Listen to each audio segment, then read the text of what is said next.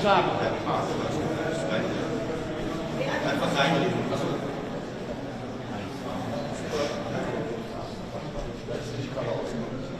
Was? Ist da noch Platz für Vor mir?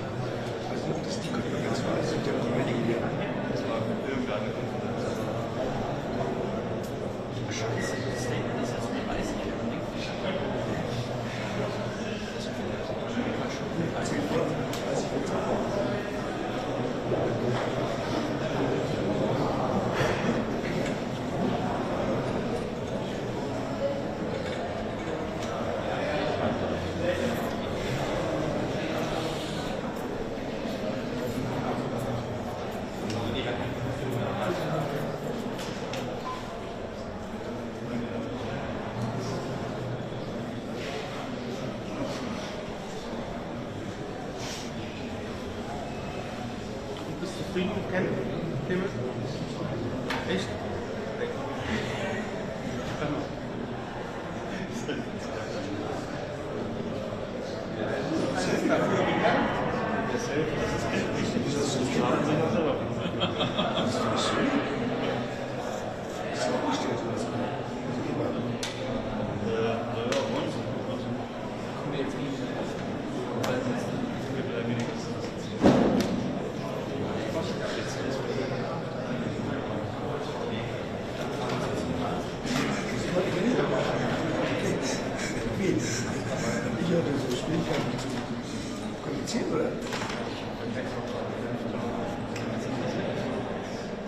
Nein, ich habe es draußen vorgelegt.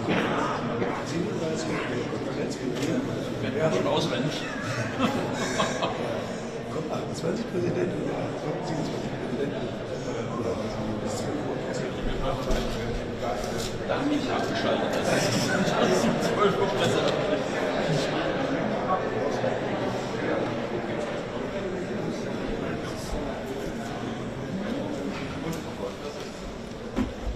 Good morning, everyone. Hope you're all well. So, I'm leading the Pakistan delegation as Federal Minister for Climate Change and Environment Coordination. Very, very happy to be in Berlin and thank both our joint hosts, which is the German government and the UAE, for this opportunity to reflect on where we stand today before the very important COP28 at what promises to be, I hope, a clear and united stocktake. Why the stocktake is important is because we are at a serious turning point in action. Why I say climate in action, you all know. So we're looking to move forward on finding paths to climate financing that is real, that is actionable, and that is delivered in time without institutionalized red tape to countries that are in need and countries that are in climate catastrophe.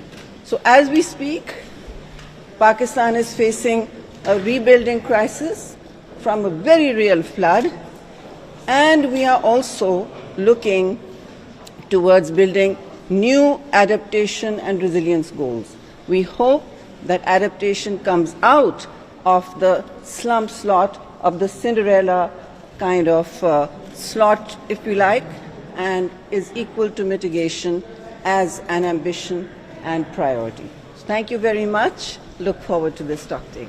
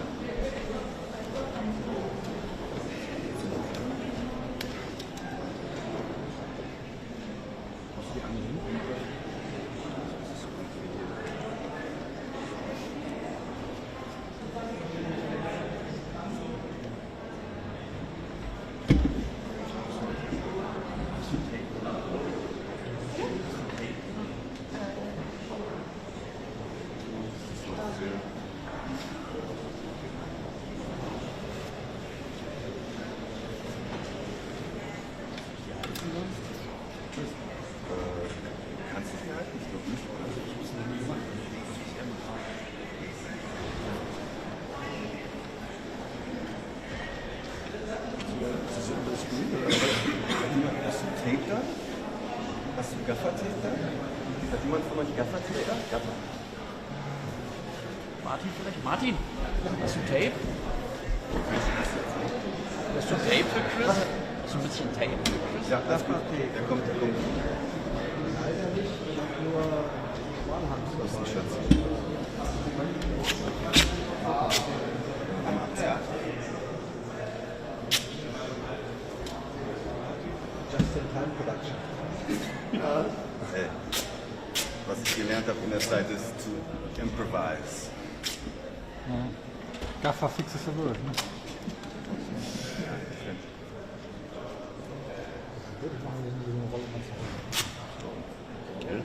Das passt. Ich danke dir. Stabil aus. Ist das okay von der Höhe für euch? Ja.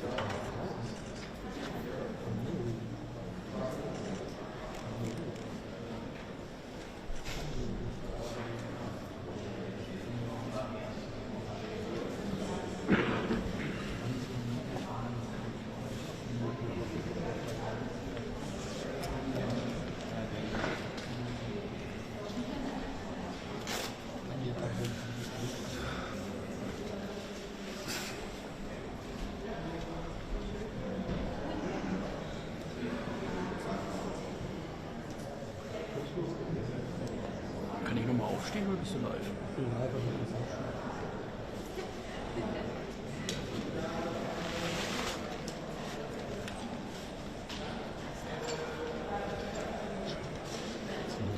Ich weiß nicht, ob wir live draußen sind. Achso, ich versuche nicht. Nee, du warst so ein kleines Mädchen. Okay. Das ist dein Hinterkopf. Mir ist es wurscht. Aber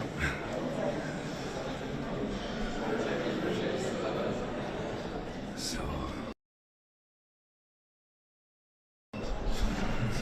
der große Welt ist Fernsehwelt. Wie so oft aus Versehen. Ja.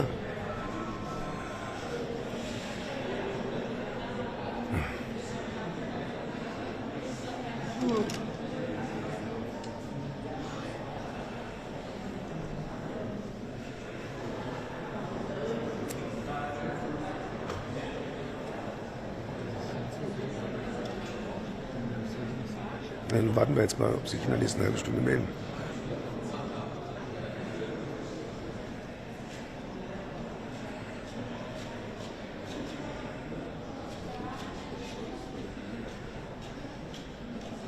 Ja, ja.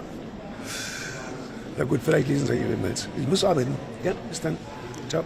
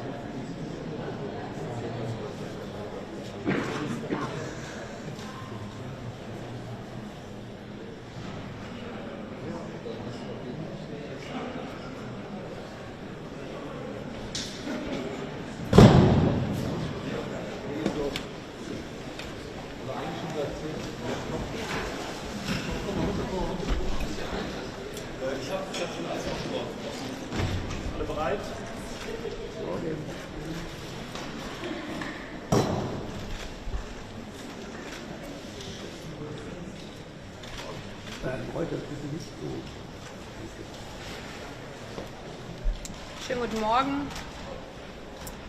Während wir hier in Berlin zum Petersberger Klimadialog zusammenkommen, rollt eine sengende Hitzewelle über Nordafrika und Spanien. Im April in Cordoba 38,8 Grad. Das hat es noch nie gegeben.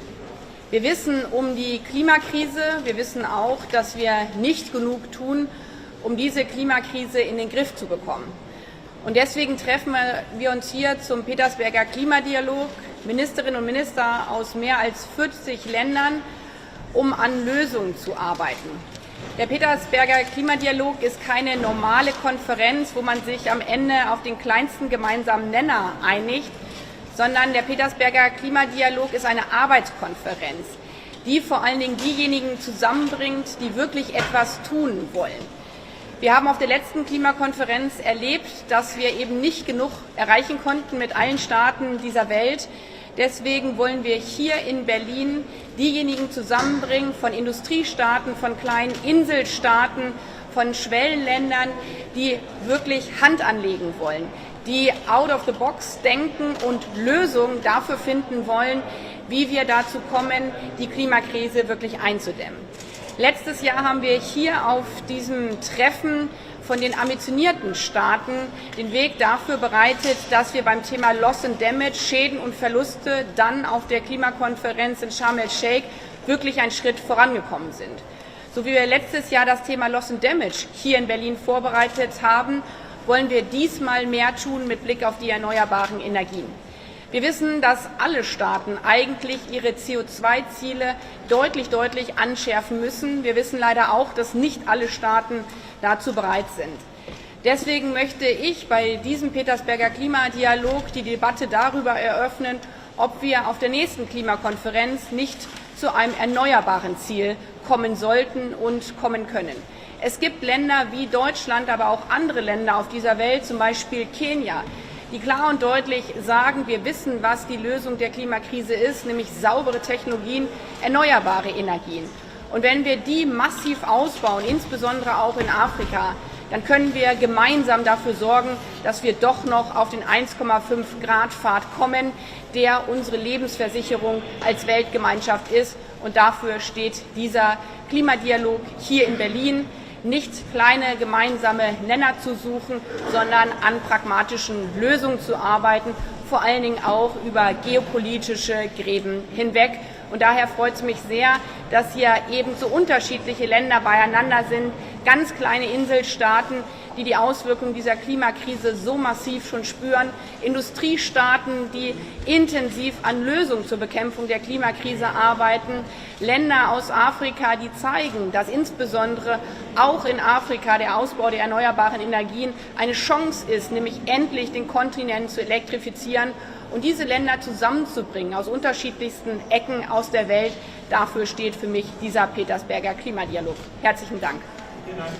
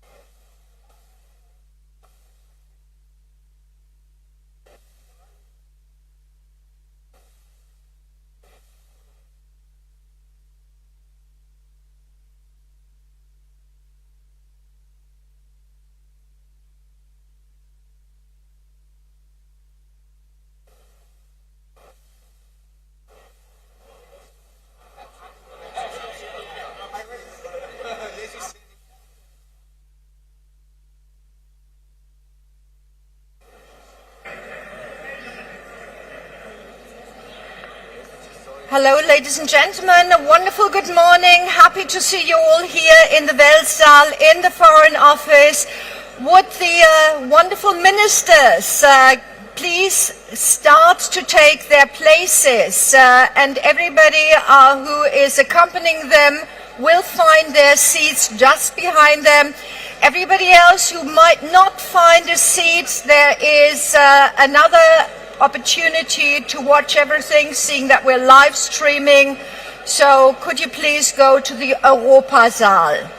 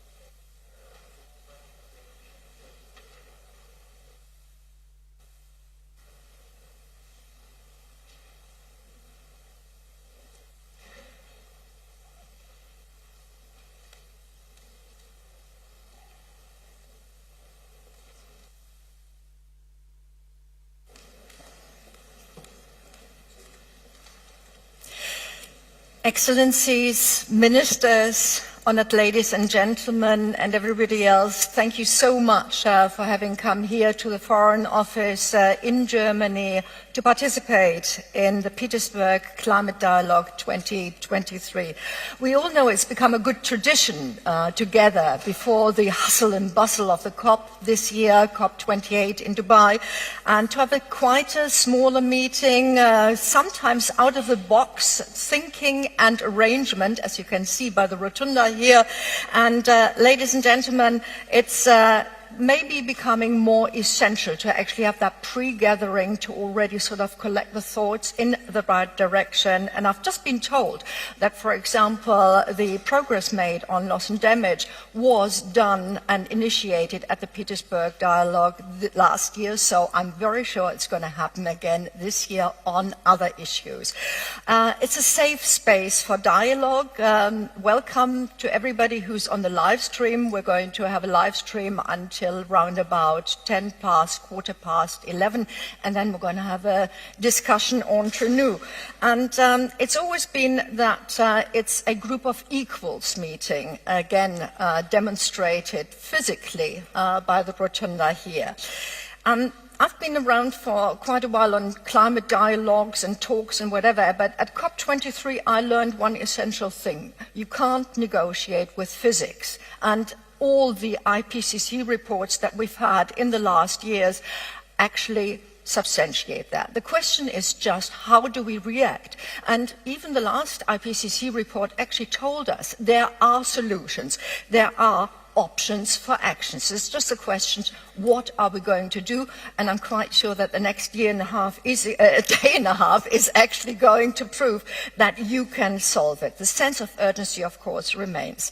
And ladies and gentlemen, this is the moment where I have the pleasure to present to you the co-chairs of the Petersburg Climate Dialogue 2023, Her Excellency Annalena Baerbock, the German Federal Minister of Foreign Affairs, and of course she's also the host of this wonderful venue that we're in. Dankeschön, dass Sie da sind und auch so pünktlich da gewesen sind. Thank you for being here and being here on time. Dr. Sultan Al-Jaber, President-designate of COP28 and Minister of Industry and Advanced Technology of the United Arab Emirates. Marhaba and salam alaikum. And so with that, ladies and gentlemen, I would actually like to invite the German Minister for Foreign Affairs, Annalena Baerbock, to come to the lectern and share her thoughts with us and get us started into the Petersburg Dialogue. Thank you so much.